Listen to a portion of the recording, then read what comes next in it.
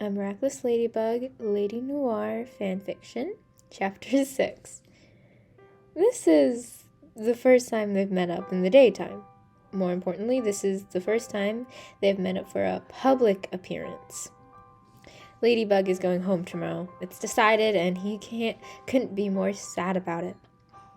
He wants to find her in the airport and pull on her arm and beg her not to leave, but he can't do that. Not only would it be impossible to find her civilian self in the crowded airport, but he also can't ask her to leave her home just to stay here with him. Ladybug has to have a job, a house, friends, and a life. He loves her enough to know that and understand that. It doesn't stop him from moping like a 16-year-old, though. They haven't done anything like this in a long time. Well, she probably hasn't, but in the end, he's still a past supermodel no matter how much he tries to hide it. However, he's nervous about the questions he knows he'll be asked and wonders if she's mentally prepared for them too. They don't necessarily schedule an interview, but the media works in the same ways no matter where you go or what time it is. Despite it, it's worth it with the questioning and the cameras to see her for as long as possible before she has to leave. Ladybug, Ch.6. There are reporters here he's never seen before. They must have joined the work recently, and judging by their eagerness to interview him with probing questions, their news were reporting on them as local celebrities. He doesn't actually respond to them.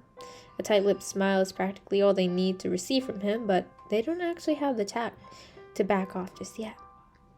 Old-school reporters know to get answers, you need to make a friend first. You need to convince them to trust you with the answer. That's how exclusives are done.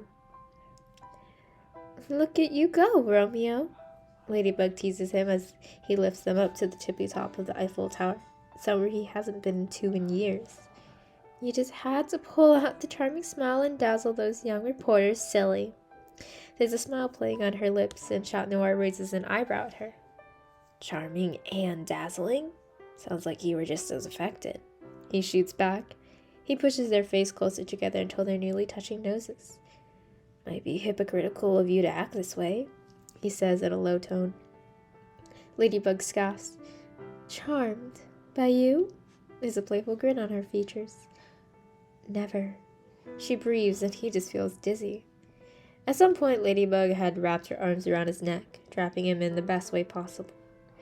The teasing look she has on her face makes him go giddy with adoration. She smells like she did as a kid, like heavenly sweets and almond flour. He has no idea what sort of perfume that is or where on earth she even managed to get it, but it's so uniquely her that he just loves it. This is the feeling that he had when he was young and in love with at only 14 years old, when he realized that it is so possible to love someone this much. Back then, he had accepted that she'd only love him in a way that one would love a work partner, because at the time, that's all they were. They were nothing more than two people who shared an office. But then they got older, and fleeting looks began to linger, and her gentle touches burned into his skin, and her fingertips could be felt for days. They always pretended that they didn't feel the lightning, even when the thunder roared at their inanity. Hey, she says. She's not looking at his eyes, rather her eyelines are pierced into the ground. She knows that he knows something is wrong. He knows that something is about to change. How are you today? She asks. Ch.6 gives her a wide grin, seeing right through her normality facade. I don't think you really want to know how my day went, he says softly. Ladybug sighs and feels her being drooped lower. How can she say this? How can she say this to him?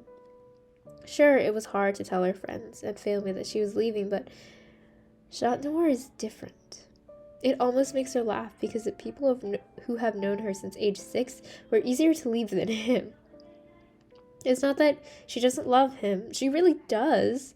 It's just more so she just loves... Ch.6 means more. He means so much. She didn't even want to think of life without him. He saved her life more times than she could possibly count, and they've been partners for so long. How could she just tell him that she's breaking them up? Breaking up the heroes of Paris, but more importantly, Ladybug and Ch.6.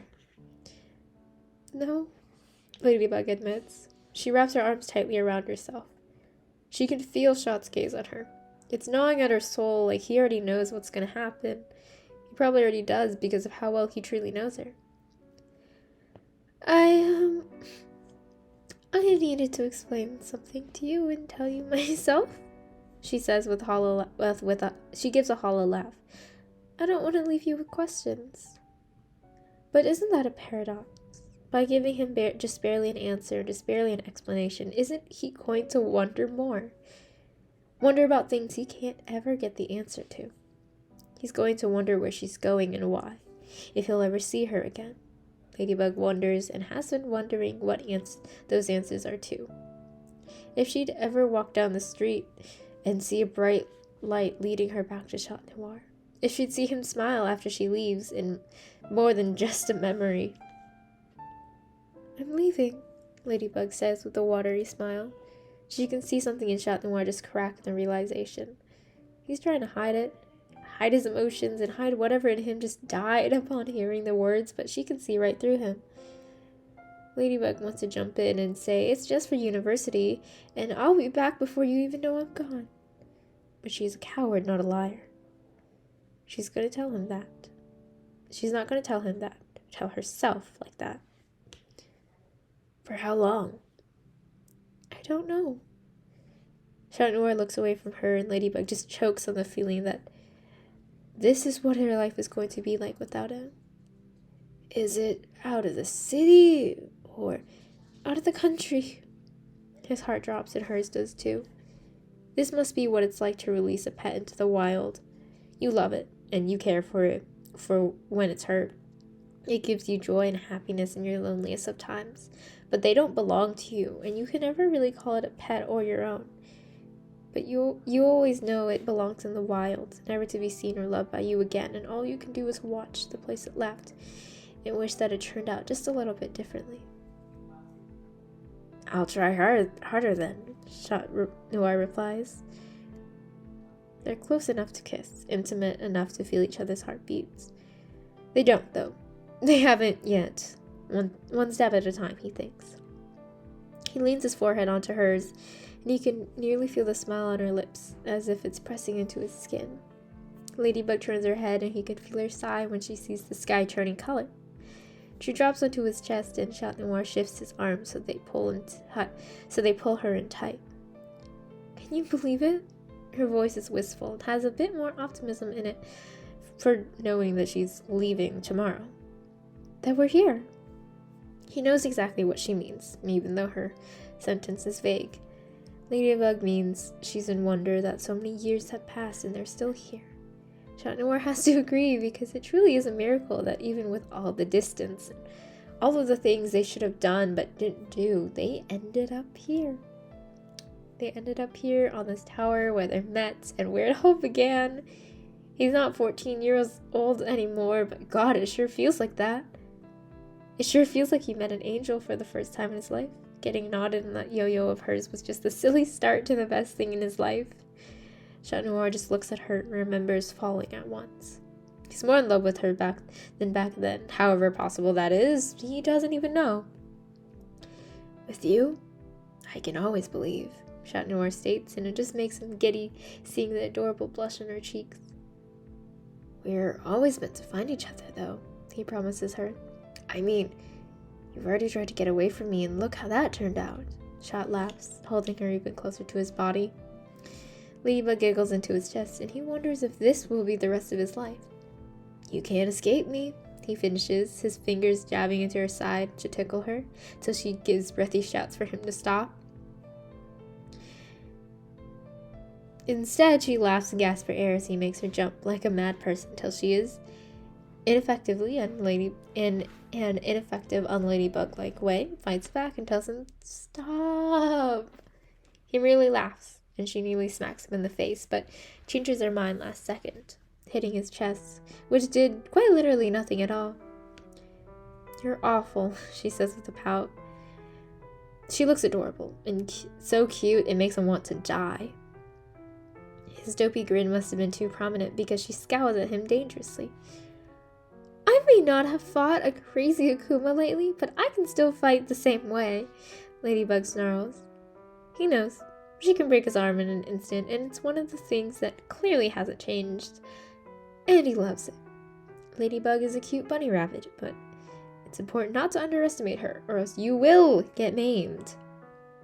And you'll win the fight in an instant, Ch.6 admits. She smugly grins, and Ch.6 pokes her side just one more time because it's just too easy to annoy her.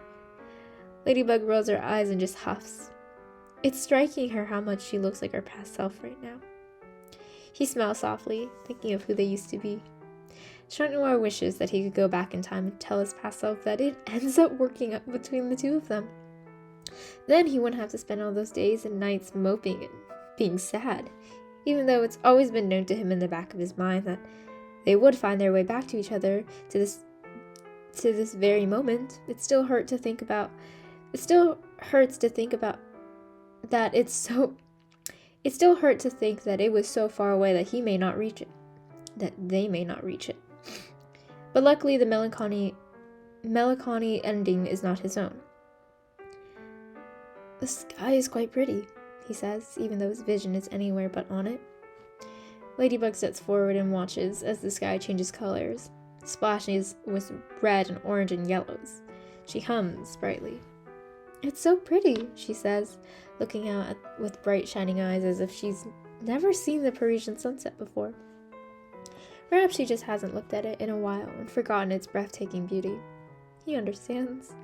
The world is so busy, and their lives are so full of everything except for quiet moments to just look at the sun as it bids goodbye in the most gentle, mesmerizing way. You know, back where I live, it's still really loud when I look at the window as the sun sets, she mutters with a shy smile. I miss this. The way that Paris waits for the colors to go dark before we go on our way.